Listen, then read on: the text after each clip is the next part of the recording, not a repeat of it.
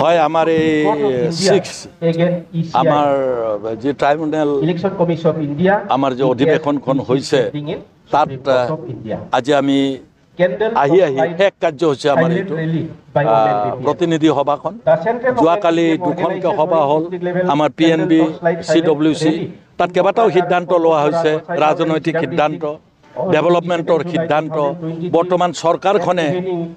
ৰাইজক যি মিছা প্ৰতিশ্ৰুতি দিছিল তাৰ ওপৰতো আমি কাউণ্টাৰ আগন্তুক দিনত কেনেকৈ কৰিম তাৰ ওপৰত আমাৰ আলোচনা হৈছে আৰু সেই প্ৰস্তাৱসমূহ আজি পাঠ কৰিব আৰু প্ৰস্তাৱসমূহ পাঠ কৰাৰ পিছত গ্ৰহণ হ'লে আমি ৰাজহুৱা কৰিব পাৰিম প্ৰত্যেকটা প্ৰস্তাৱে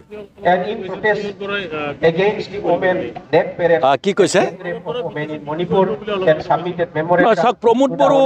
এতিয়ালৈকে মই কোৱা কথাটো কৰিছে তেওঁ যিটো কাম কৰিছে আজি আপোনালোকে যদি আমাৰ অধিকাৰবিলাক BTC চুক্তিমতে যিবিলাক অধিকাৰ আছিল এটা এটা অধিকাৰ লৈ গৈছে যিকেইটা DC আছে DCকে এটা ক্ষমতা তেওঁ ইতিমধ্যে হস্তান্তৰ কৰিছে তেওঁ 16টা ডিপাৰ্টমেণ্ট তেওঁ গতাই দিছে ল'ৰা ছোৱালীসকলৰ যি চাকৰি দিয়াৰ ক্ষমতা সেই ক্ষমতা ৰাজ্য চৰকাৰে ইতিমধ্যে এক্সাৰচাইজ কৰিলে গতিকে বেলেগে আৰু কি বিক্ৰী কৰিবলৈ আছে মইতো ভাবোঁ যে ভৱিষ্যতে প্ৰমোদ বড়ো ডাঙৰীয়াই BTC একো ৰাখিব বুলি মই নাভাবোঁ সেইকাৰণে মই কৈছোঁ তেওঁ পাৰিলে অলপ বেছিকৈ পইচা পালে BTCখনো বিক্ৰী কৰাৰ কথা ভাবিব পাৰে মই আজি দুটা মহা অভিযোগ তেওঁৰ বিৰুদ্ধে আনিছোঁ প্ৰথম মহা অভিযোগটো হৈছে তেওঁ ঘৰে ঘৰে বা এটা ভোটৰ বিপৰীতে এটা চাকৰি দিম বুলি কৈছে প্ৰমোদ বড়োৱে ৰাজহুৱা মঞ্চত উত্তৰ দিয়ক ক'ত আপুনি চাকৰি দিলে নাম্বাৰ 1 নাম্বাৰ 2 তেওঁ কৈছিলে এইখন ছুইজাৰলেণ্ড বনাম বুলি এতিয়া BTCখন ছুইজাৰলেণ্ড হৈছে নে হাগ্ৰামা মহিলাৰে বনোৱা ৰাস্তাকেইটাকে তেওঁ ৰিপেয়াৰ কৰিব পৰা নাই কোনখন তেওঁ তললৈ নিলে নে ওপৰলৈ নিলে গতিকে প্ৰমোদ বড়ো ৰাজহুৱাভাৱে উত্তৰ দিয়ক যে তেওঁ এইখন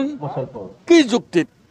ছুইজাৰলেণ্ড বনাব খুজিছিল এই দুটা মহা অভিযোগ দিছোঁ আৰু বহুত অভিযোগ আছে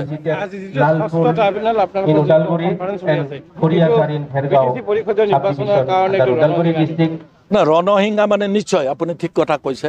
আমি ৰণসিংহা বুজাইছোঁ বুলি ক'ব পাৰে এইখন ৰাজহুৱা মিটিং নহয় ইয়াৰ পিছত আমাৰ ৰাজহুৱা মিটিংবিলাক হ'ব তেতিয়া আপোনালোকে ৰাইজৰ সঁহাৰিটো নিজ চকুৰে দেখিবলৈ পাব আমি ৰণসিংহাই বুজাইছোঁ যে BPF ফিল্ডত ইতিমধ্যে নামিছে আৰু আজিৰ পিছত আৰু গভীৰভাৱে ইতিমধ্যে যেহেতু প্ৰাৰ্থীসকলৰ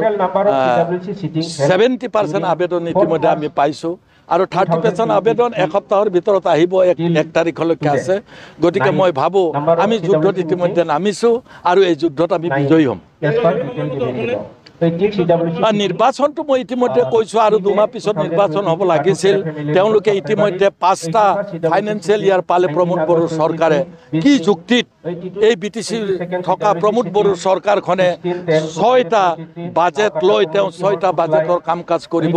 আমি কিন্তু কনষ্টিটিউশ্যনেল হয় নে নহয় আমি কিন্তু আচৰিত হৈছোঁ আমি সময়মতে ইলেকশ্যন লাগে এতিয়াও পাতিব পৰা অৱস্থাত আছে আমি আশা কৰিছোঁ আদাৰৱাইজ যেতিয়া ইলেকশ্যন পাতে তেতিয়া ইলেকশ্যন খেলিবলৈ আমি প্ৰস্তুত হৈ আছোঁ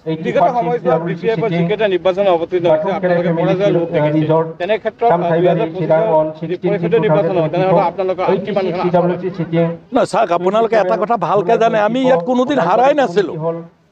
যোৱাবাৰো আমি হাৰা নাই আমি 17খন আসন পাইছোঁ কোনটো দলে পাইছে 10টা আৰু 11টা পাইছে তেওঁলোকে 2টা দলে লগ লাগি অন্যায়ভাৱে হাগ্ৰামা মহিলাৰ চৰকাৰ গঠন কৰিবলৈ তেতিয়াৰ গভৰ্ণৰে মাতা নাই নিশ্চয় গভৰ্ণৰৰ ওপৰত কাৰোবাৰ ইংগিত আছে যি ইংগিতে গভৰ্ণমেণ্টক বাধ্য কৰালে যে মাইনৰিটি পোৱা এইবিলাকক তেওঁলোকে মাতি পেলাই চৰকাৰ কৰিবলৈ দিলে আমি কোনোদিন হাৰা নাই আৰু নাহাৰো ভৱিষ্যতে